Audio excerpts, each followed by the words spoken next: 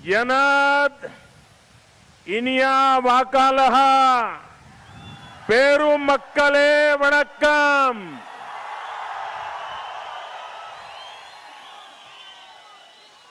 சகோதரர்களே, உங்கள் மத்தியிலே இன்றைக்கு நம்மளுடைய பிரதம மந்திரி அவர்கள் தர்மபுரி கிருஷ்ணகிரியுடைய 10 வேட்பாளர்களை அறிமுகம் செய்து வைத்திருக்கிறார்கள்.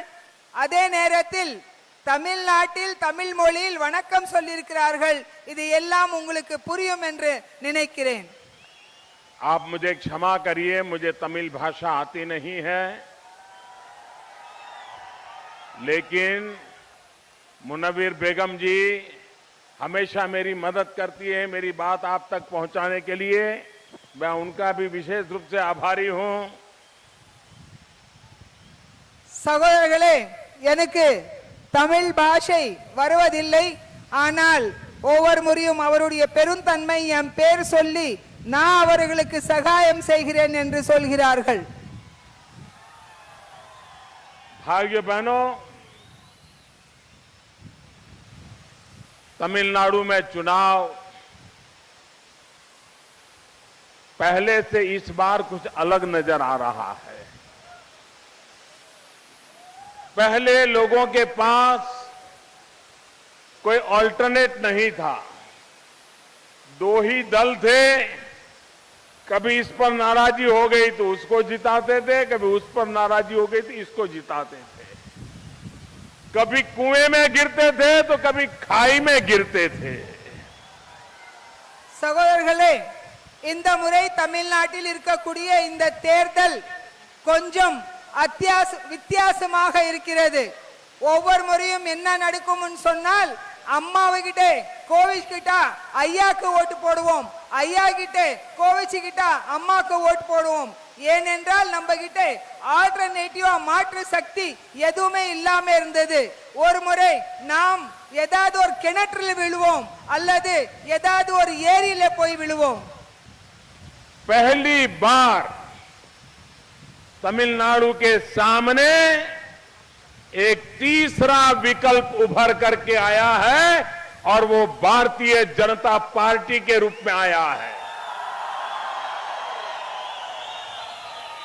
தமிழ்நாட்டில் வரலாறில் முதன்முறையாக ஒரு மூன்றாவது சக்தி வெளியே வந்திருக்கிறது. அந்த சக்தி பாரதிய ஜனதா சக்தி. तमिलनाडु के लोग उदार हैं, संवेदनशील है, संस्कृति और संस्कार से परिपूर्ण है.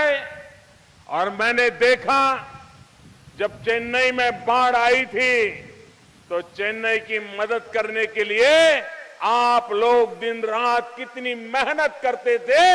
ये तमिलनाडु के संस्कार है. சகோதரர்களே, தமிழ்நாட்டில் உள்ள மக்கள் மிகவும் சோகமாக இருக்கிறார்கள். எந்த விதத்திலும் உங்களுக்கு நன்மை கிடைக்கவில்லை. நான் பார்த்தேன், சென்னையில் அந்த நேரத்தில் மிக பெரிய ஒரு வெள்ளம் பாதிப்பு வந்தது. அந்த பாதிப்பில் கூட நம்மளுடைய பாரதிய ஜனதா கட்சி தொண்டர்கள் தான் மனசோட அந்த மக்களுக்கு மிகவும் உதவியாக இருந்தீர்கள். एक जमाना था हिंदुस्तान के किसी कोने में कुछ हो जाता था तो दिल्ली तक बात पहुंचते पहुंचते महीने निकल जाते थे. आज हिंदुस्तान में कुछ भी होता है दिल्ली तुरंत दौड़ करके आता है. जब चेन्नई में बाढ़ आई मोदी तुरंत दौड़ करके आया था. ये आपने देखा है. சகோதரர்களே, ஒரு காலத்தில் இந்தியாவில் உள்ள ஏதாவது ஒரு பகுதியில் ஏதாவது ஒரு விஷயம் நடக்கும் அப்படின்னு சொன்னால் அந்த விஷயத்தை தில்லியில கொண்டு போய் சேர்த்துவதற்காக மாதங்கள் 3-4 மாதங்களுக்கு அப்புறம் தான் அதனுடைய பிரச்சனைகள் தெரிய வரும். ஆனால் இன்றைக்கு சென்னையிலே வெள்ளம் வருகிறது.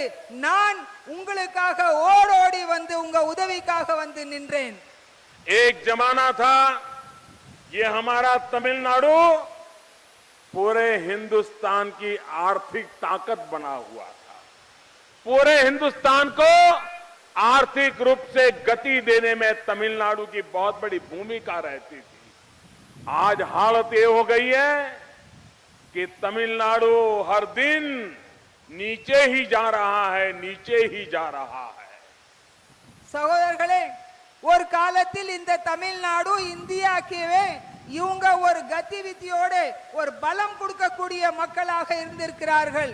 ஆனால் இன்றைக்கு இந்த தமிழ்நாடுடைய நிலை பார்த்தோம் என்றால் நாளுக்கு நாள் நாம் தமிழ்நாட்டில் இருக்கக்கூடிய மக்கள் கீழே போய் கொண்டிருக்கிறோம். भाइयों बहनों, ये चुनाव आपका एमएलए कौन बने, कौन पार्टी जीते, कौन हारे, इसके लिए नहीं है। ये चुनाव तो तमिलनाडु को कौन बचा पाएगा, इसके लिए चुनाव है।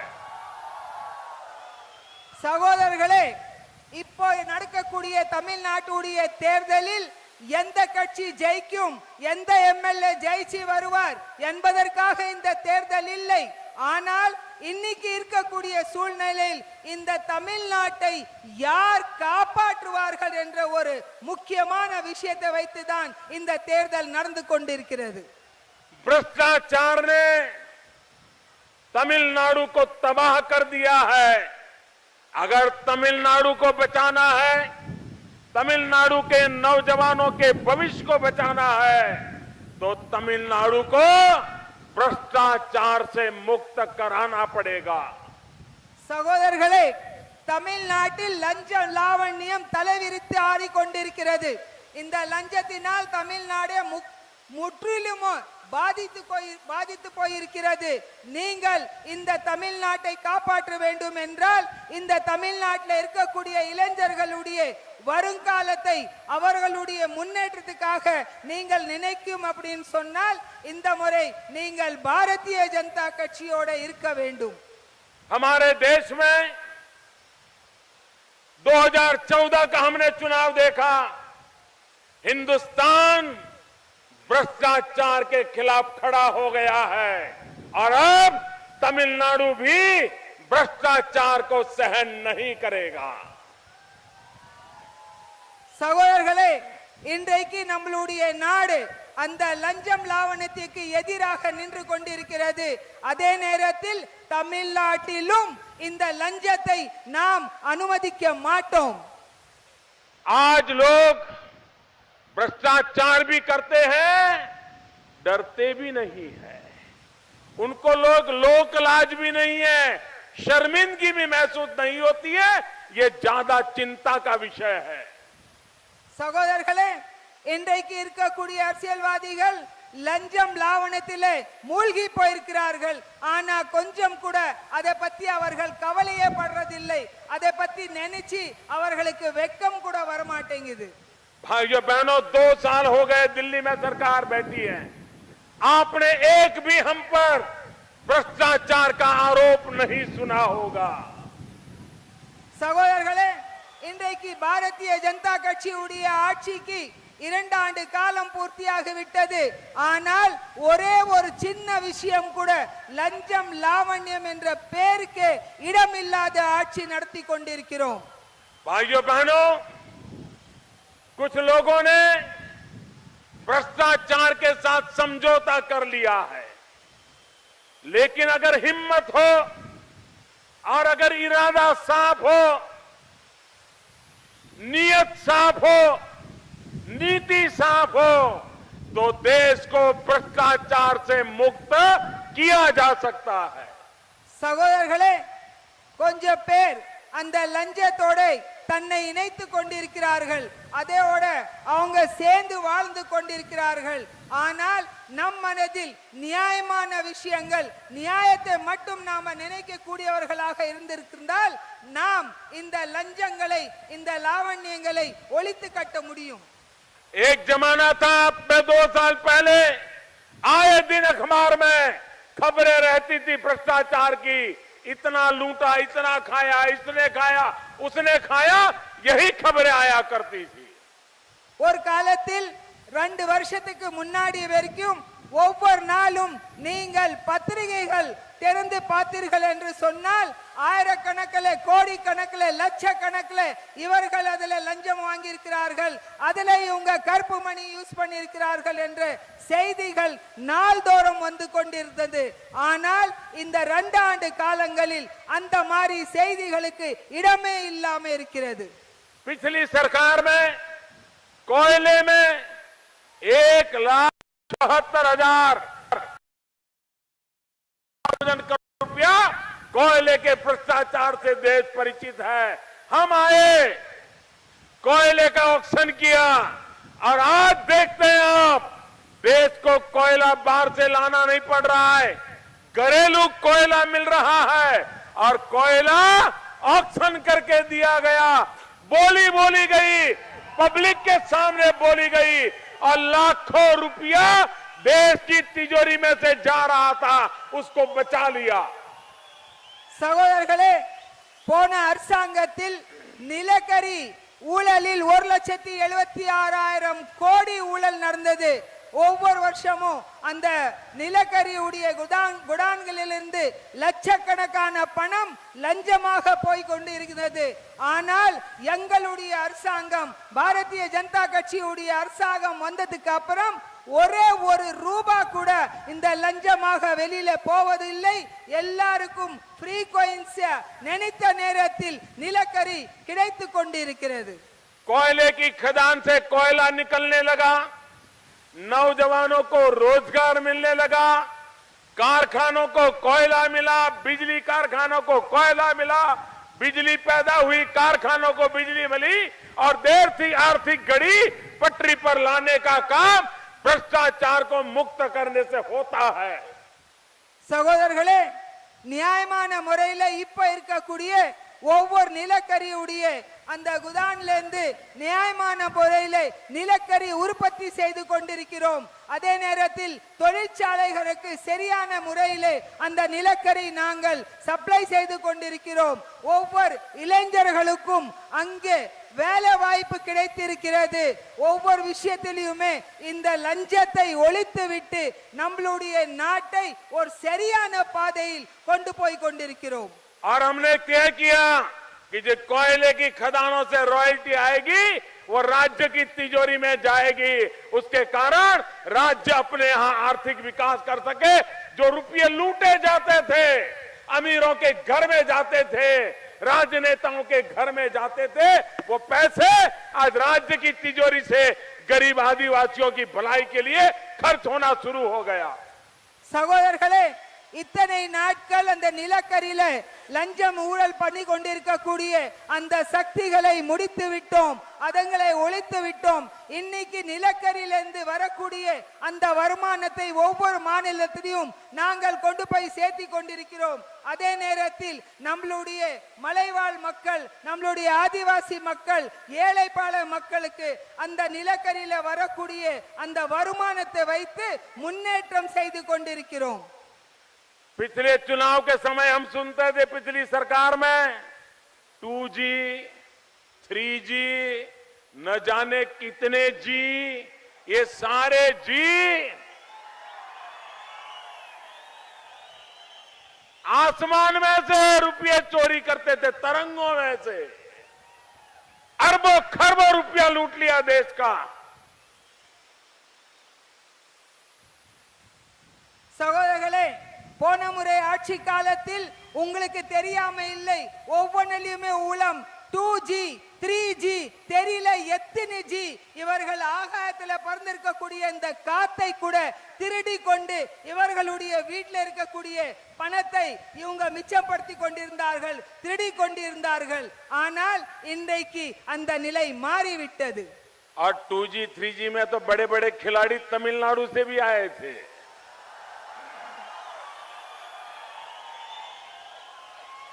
சகோதரர்களே, இந்த 2G, 3Gல ஆடக்கூடிய மிக நல்ல ஆட்டக்காரர் தமிழ்நாட்டிலிருந்து வந்தவர்கள் தான்.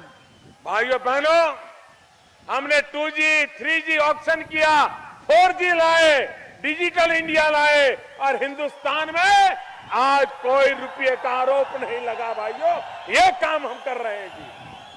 சகோதரர்களே, நாங்கள் வந்ததுக்கு அப்புறம் இந்த 2G 3G முறைப்படி அதுக்கு ஏலத்தை கொண்டு வந்தோம். இங்க இருக்கக்கூடிய இளைஞர்களுக்கு வேலை வாய்ப்பை கொடுத்திருக்கிறோம். அந்த 2G 3G ஓபன் ஏலத்துக்கு வந்ததுக்கு அப்புறம் நாட்டில் ஊழல் குறைந்து விட்டது.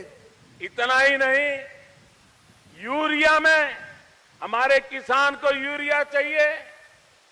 हमारे देश में जब मैं पहली बार सरकार में आया, पहले 2-3 महीने मैंने देखा सभी मुख्यमंत्री मुझे चिट्ठी लिखते थे कि मोदी जी तत्काल हमें यूरिया दो। उत्तर भारत में तो कहीं कहीं से खबरें आती थी कि किसान यूरिया के लिए 2-2 दिन से लाइन लगाए खड़े हैं और यूरिया लेने के लिए आने वाले किसानों पर लाठीचार्ज होता था। इस वर्ष हिंदुस्तान के एक भी मुख्यमंत्री ने मुझे यूरिया की शिकायत के लिए चिट्ठी नहीं भेजी है। पूरे हिंदुस्तान में यूरिया के लिए किसानों को कतार में खड़ा नहीं रहना पड़ा। आज किसान को जब चाहे जीतना चाहे யூரியா मिलना शुरू हो गया। சகோதரர்களே, நான் ஆட்சி பொறுப்புக்கு வந்ததுக்கு அப்புறம் பார்த்தேன், ஒவ்வொரு மாநிலத்திலிருந்து அங்கே இருக்கக்கூடிய முதல் மந்திரி அவர்கள் எனக்கு லெட்டர் எழுதி கொண்டிருந்தார்கள். மோடிஜி, எங்களுக்கு யூரியா கிடைக்கிறது இல்ல, ஒரு நேரத்தில் யூரியா வேணும் என்று சொன்னால் விவசாயிகள் யூரியாக்காக அங்கே நிறைய லைன்ல நின்று கொண்டு யூரியாக்காக போராடி கொண்டிருக்கிறார்கள். சில நேரங்கள் அந்த விவசாயிகள் மேல போலீஸ்காரர்கள் லட்டி சார்ஜ் கூட செய்து கொண்டிருக்கிறார்கள். யூரியா இல்லாமல் நாங்கள் மிகவும் கஷ்டப்பட்டு கொண்டிருக்கிறோம். நாங்கள் அந்த யூரியா தட்டுப்பாட்டை மிகவும் கரெக்டாக கொண்டு வந்ததுக்கு அப்புறம் இன்றைக்கு எந்த மாநிலத்திலிருந்தும் எந்த முதல் மந்திரியும் எனக்கு யூரியா பத்தி இப்போ லெட்டர் எழுதுவதில்லை. ஏனென்றால் எல்லா விவசாயிகளுக்கும் யூரியா சரியான முறையில போய் சேர்ந்து கொண்டிருக்கிறது.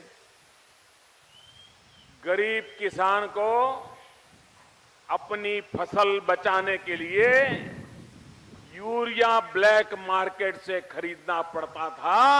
सैकड़ों रुपया रिश्वत देनी पड़ती थी, तब जाकर के मुश्किल से यूरिया मिलता था। சகோதரர்களே, ஏழை விவசாயி தன்னுடைய நிலத்தில் வைத்திருக்கக்கூடிய அந்த வெள்ளாமையை காப்பாற்ற வேண்டும் என்று சொன்னால் அதுக்கு யூரியா தேவைன்னு சொன்னார். அவர் போய் கள்ளச்சந்தையில யூரியாக்காக மிக அதிகமான காசை கொடுத்து அந்த யூரியா வாங்கிட்டு வந்து தன்னுடைய நிலத்திலே வைத்திருக்கக்கூடிய அந்த பயிர்களை காப்பாற்ற வேண்டிய ஒரு சூழ்நிலை இருந்தது. यूरिया कारखाने से निकलता था किसानों के नाम पर, लेकिन चोरी होकर के केमिकल वालों के कारखाने में चला जाता था। उनको सस्ते में यूरिया मिलता था और उस पर वो काम करते थे और केमिकल बना करके महंगे भाव से दुनिया को बेचते थे। यूरिया की चोरी होती थी। சகோதரர்களே, ஒவ்வொரு முறையும் யூரியா விவசாயிகளுடைய பேரில் தான் அந்த தொழிற்சாலையிலிருந்து வெளியில வரும். ஆனா வரும் போது அது போய் அங்க விவசாயிக்கு சேராமல் கெமிக்கல் கம்பெனி முதலாளிகள் கையில அந்த யூரியா போய் சேர்ந்து விடும். அந்த யூரியா அவர்களுக்கு மிக குறைவான விலையில கிடைக்கும். அதுக்கப்புறம் அவர்கள் தன்னுடைய கம்பெனியில வைத்து கெமிக்கல் தயார் பண்ணி அண்டை நாடுகளுக்கு அந்த கெமிக்கலை விற்று கொண்டிருந்தார்கள். सब सरकारों ने हाथ ऊपर कर लिए थे। कोई सरकार मानती नहीं थी कि यूरिया का भ्रष्टाचार जा सकता है। भाइयों बहनों, आज मैं आपके सामने सर झुका करके कहना चाहता हूं कि हमने यूरिया के भ्रष्टाचार को खत्म कर दिया। சகோதரர்களே, இதுக்கு முன்னால் வந்த அத்தினி வந்திருக்கக்கூடிய அரசாங்கங்களும் தன்னுடைய கையை கட்டி கொண்டு எங்களாலே இந்த யூரியால இருக்கக்கூடிய ஊழலை ஒழிக்க முடியவில்லை, என்ன செய்ய வேண்டும், என்ன செய்ய முடியும் என்று ஒரு ஓரமா உட்கார்ந்து கொண்டிருந்தார்கள். ஆனால் சகோதரர்களே, எங்கள் ஆட்சி வந்ததுக்கு அப்புறம் இந்த யூரியால உள்ள அந்த ஊழலை நாங்கள் நிறுத்திவிட்டோம்.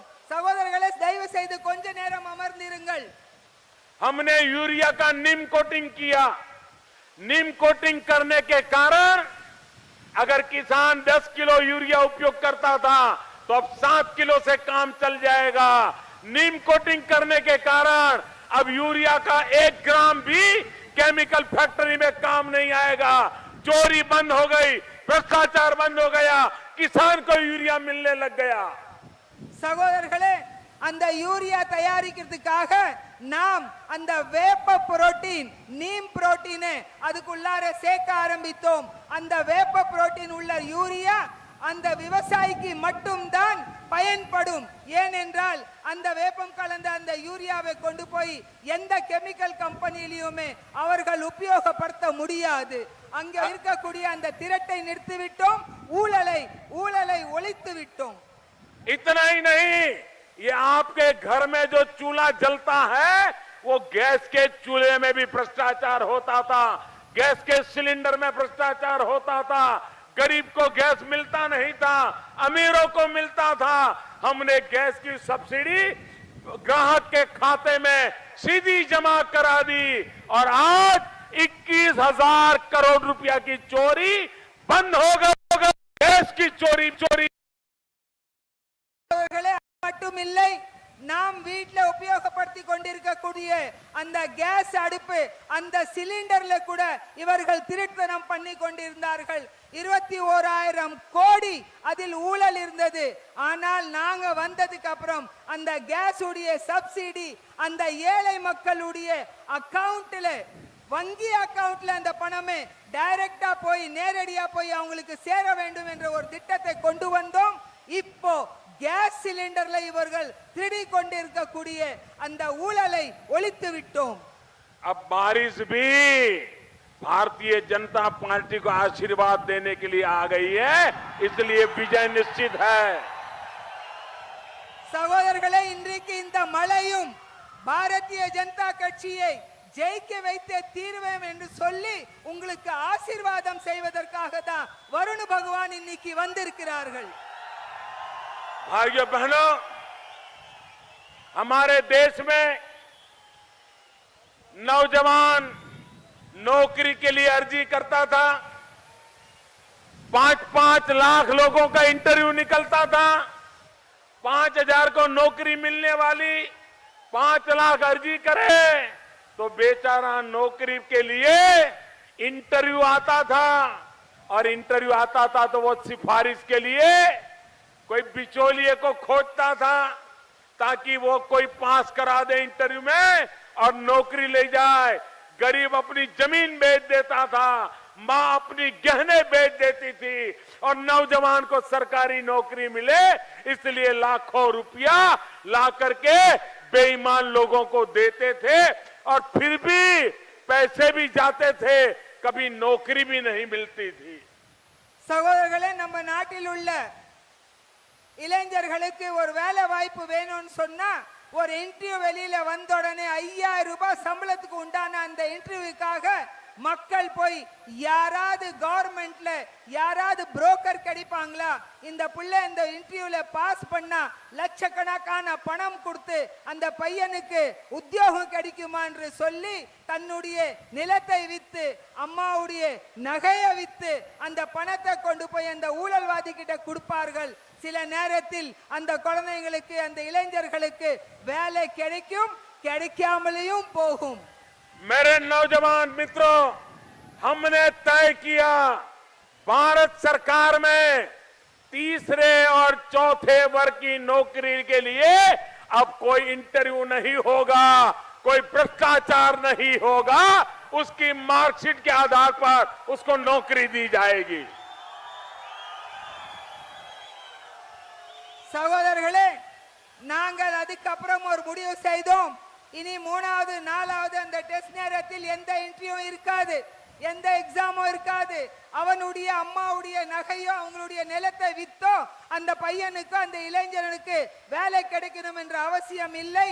அவனுக்கு அவனுடைய ஸ்டேபிலிட்டி, அவனுடைய மார்க் ஷீட், அவனுடைய இந்த மார்க்குடைய பேசிஸ்ல தான் அவனுக்கு உத்தியோகம் கிடைக்கும் என்ற முடிவு நாங்கள் செய்து விட்டோம். अब नौजवान को नौकरी के लिए अपनी मां के गहने बेचने नहीं पड़ेंगे, बाप को अपनी जमीन गिरवी नहीं रखनी पड़ेगी। और मैं देश के सभी राज्यों को भी कहता हूं, वे भी ये भ्रष्टाचार का जो सबसे बड़ा द्वार है, गरीब के पैसे लूटता है, वो इंटरव्यू को खत्म कीजिए और तीसरे चौथे वर्ग में लोगों को सीधी नौकरी देने का प्रबंध राज्य भी करे, तमिलनाडु भी करे, ये मैं उनसे चाहता हूं। சகோதரர்களே, அனைத்து மாநிலங்களிலும் நான் இந்த விஷயத்தை கொண்டு போய் சொல்லி இருக்கிறேன். இனிமே தேர்ட் அண்ட் ஃபோர்த் அந்த இதுல வரும்போது அந்த வேலைக்காக எந்த விதமான இன்டர்வியூ தேவையில்லை, நேர்காணல் தேவையில்லை. அந்த இளைஞருடைய அம்மாவுடைய நகையை வித்து அவனுடைய விவசாய நிலத்தை கொண்டு போய் அடமானத்தை வைத்து அவன் பணம் கட்டி அந்த உத்தியோகத்துக்கு போக வேண்டியதில்லை. நேரடியாக மெரிட்ல அவன் வாங்கி இருக்கக்கூடிய அந்த மார்க்ஸ், அந்த எண்ணிக்கை பார்த்து அந்த இளைஞர்களுக்கு நாம் வேலை வாய்ப்பு வழங்க வேண்டும். तमिलनाडु के मेरे भाइयों बहनों, अब आपको समझ में आता होगा कि दिल्ली में लोग मोदी को परेशान क्यों करते हैं, मोदी को काम क्यों नहीं करने देते। क्योंकि मोदी ने ऐसे स्क्रू टाइट किए हैं, ऐसे स्क्रू टाइट किए हैं कि सारे भ्रष्टाचारियों की नींद हराम होने लगी है। इसलिए मुझ पे हमले बोले जा रहे हैं। சகோதரர்களே, இப்போ உங்களுக்கு புரிகிறதா ஏன் என்ற என்னுடைய வேலை செய்யறதுக்கு விட மாட்டேங்கிறார்கள் என்று? ஏனென்றால் அவங்களுடைய லூசா இருக்கக்கூடிய எல்லா ஸ்க்ரூவை நான் டைட் பண்ணி விட்டேன், எல்லாமே எல்லா இடத்தில் வைத்து விட்டேன். लेकिन मेरे तमिलनाडु भाइयों बहनों, जब तक आपके आशीर्वाद मेरे सर पे है, मैं ऐसी चीजों से न डरता हूं, न झुकता हूं, न मैं थकता हूं। சகோதரர்களே, தமிழ்நாட்டில் இருக்கக்கூடிய சகோதர சகோதரிகளுடைய ஆசீர்வாதம் எனக்கு இருக்கும் வரை நான் எதை பத்தியும் கவலையும் பட மாட்டேன், பயப்படவும் மாட்டேன், பின்வாங்கவும் மாட்டேன். मुझे बताइए, आपका कोई रिश्तेदार इटली में रहता है? आपका कोई रिश्तेदार इटली में रहता है? சகோதரர்களே, நீங்கள் எனக்கு சொல்லுங்கள், உங்களுடைய சொந்தக்காரர்கள் யாராவது இத்தாலியிலே வசிக்கிறார்களா? कोई रहता है? कोई रहता है? मेरा रिश्तेदार इटली में रहता है? नहीं रहता है ना? अब वहां की कोर्ट ने कहा कि हिंदुस्तान की पिछली सरकार में कुछ लोगों ने पैसे खाए हैं, तो यहां हमें क्या परेशान कर रहे हो भाई? சகோதரர்களே, உங்களுடைய சொந்தக்காரங்களும் இத்தாலியில இல்லை, என்னுடைய சொந்தக்காரங்களும் இத்தாலியில இல்லை. ஆனால் ஆட்சி மாற்றத்துக்கு அப்புறம் இத்தாலியில உள்ளவர்கள் அங்கே இவங்க என்ன வேலை பார்த்தார்களோ அதை வச்சு அவர்கள் சொல்கிறார்கள், போன அரசாங்கத்தில் நிறைய பணம் அங்கே அந்த அரசாங்கத்துக்கு சொந்தக்காரர்கள் சாப்பிட்டு விட்டார்கள், இதுக்கு நான் பொறுப்பா?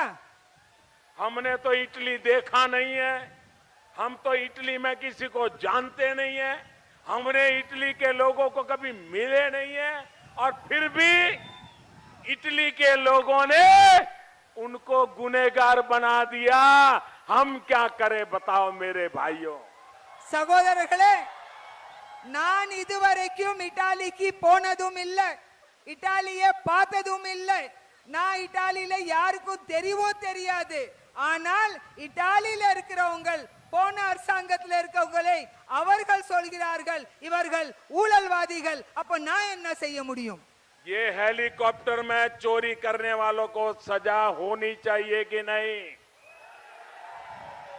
सजा होनी चाहिए कि नहीं? कानूनन कार्रवाई होनी चाहिए कि नहीं? कितना ही बड़ा क्यों न हो, सजा होनी चाहिए कि नहीं होनी चाहिए? ये तमिलनाडु चाहता है कि नहीं चाहता है? इसलिए मेरे भाइयों बहनों, मैं भ्रष्टाचार के खिलाफ लड़ाई लड़ रहा हूं, मैं गरीबों के लिए काम कर रहा हूं, और गरीबों के लिए काम करना है भाइयों बहनों, गरीबं को आम बांटने से गरीब का पेट नहीं भरेगा। अगर उसको आम का पेड़ दोगे और आम का पेड़ उगाने के लिए सुविधा दोगे तो उस पर जब आम आएंगे तो गरीब का तो पेट भरेगा, गरीब औरों का भी पेट भरेगा. சகோதரர்களே, இன்றைக்கு இந்த ஹெலிகாப்டர் ஊழல்ல சிக்கி இருக்கவங்களுக்கு நாம் அவங்களுக்கு தண்டனை கொடுக்கணுமா வேண்டாமா? கண்டிப்பா தண்டனை கொடுத்தே ஆகணும்.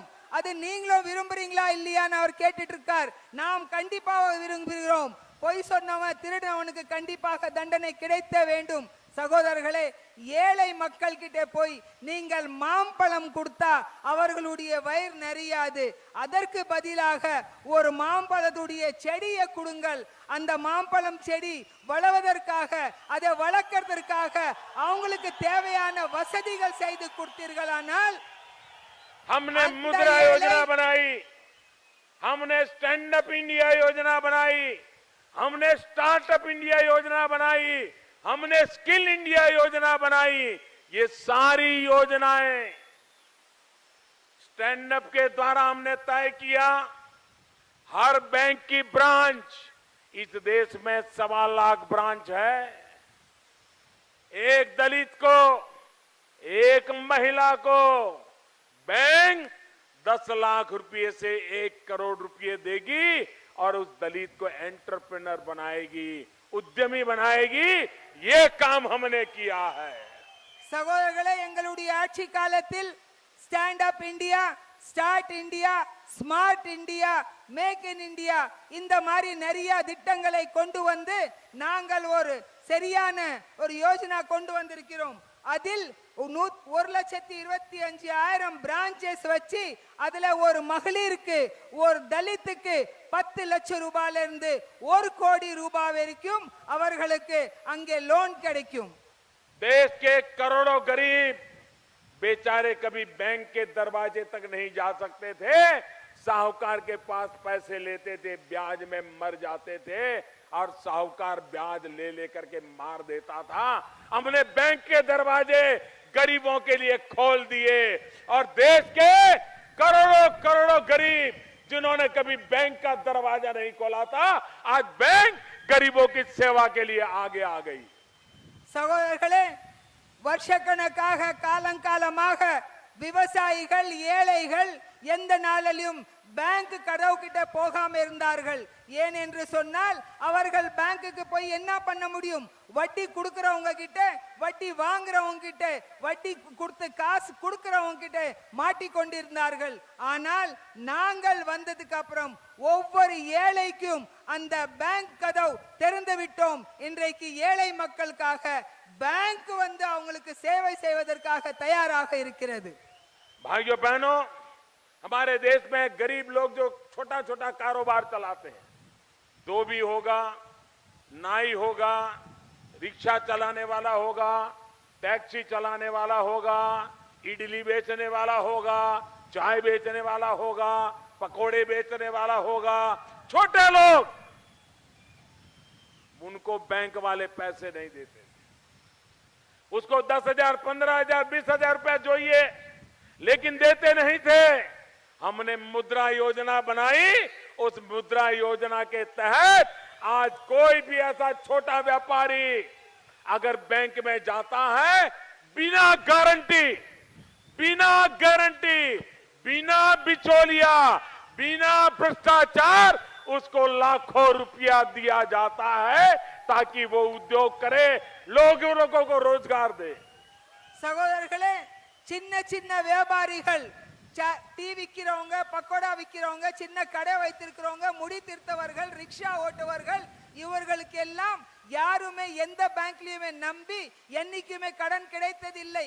அதற்காக தான் நாங்கள் முத்ரா யோஜனா கொண்டு வந்தோம். அந்த முத்ரா யோஜனாவின் காரணமாக 10,000 இந்த 20,000 சிறு கடனிலிருந்து லட்சக்கணக்கான கடன் இன்றைக்கு வங்கிகள் வழங்கி கொண்டிருக்கிறது.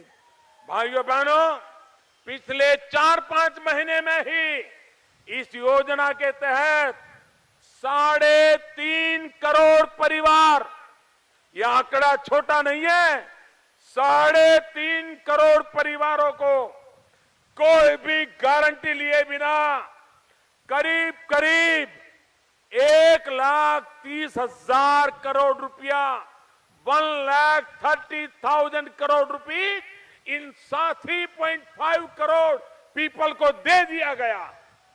சகோதரர்களே, கடந்த 4-5 மாதங்களுக்கு உள்ளாரியே கிட்டத்தட்ட 3 கோடி மக்களுக்கு 1,30,000 கோடி பணம் இந்த முத்ரா யோஜனையின் சார்பாக அந்த ஏழை மக்களுக்கு வழங்கி இருக்கிறோம் என்பதை பெருமையுடன் சொல்லிக் கொள்கிறோம்.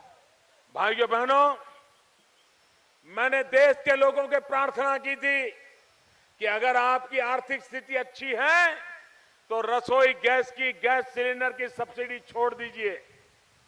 और मुझे आज खुशी है, इस देश के 1 करोड़ परिवारों ने गैस सब्सिडी छोड़ दी. சகோதரர்களே, நான் நாட்டு மக்கள் முன்னாடி ஒரு வேண்டுகோள் வைத்தேன். என்னவென்று சொன்னால், இந்த நாட்டில் வாழக்கூடிய ஏழை மக்களுக்கும் கேஸ் கிடைக்க வேண்டும். அதனால நீங்கள் கேஸ் சப்சிடியை கிவ் அப் பண்ணிடுங்க, விட்டுருங்கன்னு சொன்னேன். சகோதரர்களை சொல்லும் போது மகிழ்ச்சியாக இருக்கிறது. இந்த நாட்டில் இன்றைக்கு வரைக்கும் 1 கோடி மக்கள் கேஸ் சப்சிடியை விட்டு விட்டார்கள். हमारे देश में आज भी 5 करोड़ परिवार ऐसे हैं जो लकड़ी का चूल्हा जला करके खाना पकाते हैं. गरीब मां लकड़ी का चूल्हा जला करके खाना पकाती है तो उसके शरीर में 400 सिगरेट का धुआं जाता है. हमने तय किया है इन 5 करोड़ गरीब माताओं जो लकड़ी का चूल्हा जलाते हैं उनको गैस का कनेक्शन दिया जाएगा और उन माताओं की मदद की जाएगी.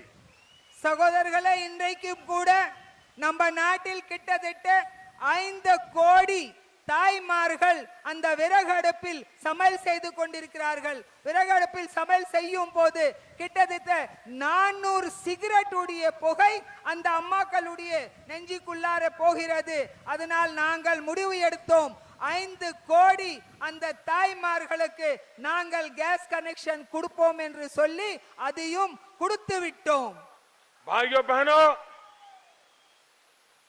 5 करोड़ परिवारों को 3 साल में ये काम करना पिछले 70 साल में देश में नहीं हुआ. ऐसा काम मेरी सरकार करने जा रही है. சகோதரர்களே, 5 கோடி குடும்பங்களுக்கு இந்த மாதிரி விஷயங்கள் செய்வது என்பதை ஒரு சாதாரண விஷயம் இல்ல. கடந்த ஆட்சி காலத்தில் 75 ஆண்டு காலமாக செய்யாத ஒரு விஷயத்தை எங்களுடைய அரசாங்கம் செய்து கொண்டிருக்கிறது. मैं तमिलनाडु के नागरिकों को होसूर की धरती से प्रार्थना कर रहा हूं कि आप भारतीय जनता पार्टी को विजयी बनाइए. ये दिल्ली की मेरी जितनी योजना है फटाफट मैं लागू कर सकूं. ऐसे विधायक बनाइए, ऐसे मेरे इन कार्यकर्ताओं को एमएलए बनाइए ताकि मैं इन सारी योजनाओं को आपके इलाके में लागू कर सकूं, तमिलनाडु में लागू कर सकूं. और इसलिए मुझे आपकी मदद चाहिए. சகோதரர்களே, இந்த நேரத்தில் இந்த ஓசூர் மண்ணிலிருந்து உங்களிடத்தில் ஒரு வேண்டுகோள் வைக்கிறேன். சகோதரர்களே, நீங்கள் அனைவரும் பாரதிய ஜனதா கட்சியில நிற்கக்கூடிய வேட்பாளர்களை நீங்க ஜெயிக்க வச்சு கொண்டு வாருங்கள். என்னுடைய டெல்லியில நான் ஒவ்வொரு யோஜனாவும் கொண்டு வர ஒவ்வொரு திட்டத்தையும் உடனடியாக உங்க தமிழ்நாட்டில் கொண்டாந்து உங்களுக்காக நான் வேலை செய்ய காத்து கொண்டிருக்கிறேன். कमल के निशान पर बटन दबा करके तमिलनाडु का भाग्य बदलने के लिए भारतीय जनता पार्टी को पूरी तरह समर्थन करिए. यही मेरी आपसे अपेक्षा है. आपका बहुत बहुत धन्यवाद. नंद्री. சகோதரர்களே, தாமரை சின்னத்தில் உங்களுடைய வாக்குகளை பதித்து பாரதிய ஜனதா கட்சிக்கு உறுதுணையாக இருக்க வேண்டும் என்று சொல்லி உங்களிடத்தில் விடைபெறுகிறேன். நன்றி. நன்றி. உரை தனி வேட்பாளர் பி. ராமச்சந்திரன் சொல்ல கேட்டுக்கொள்கிறேன்.